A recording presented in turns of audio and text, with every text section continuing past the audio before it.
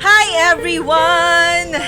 Nandito na naman po tayo. So, meron na naman tayong oras para magkaroon ng ganito.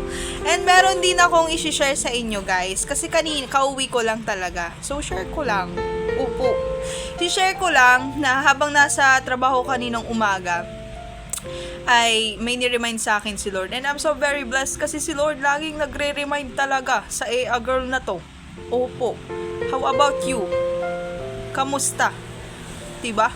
So wag natin ine-neglect yung mga nire-remind ng Lord sa atin. So pagka-uwi ko, kinuha ko agad yung notebook ko at sinulat ko talaga as in. So to all young people out there here, your potential is limitless. So embrace challenges as opportunities for you to grow. Wag nating talikuran, wag nating iwasan. Yakap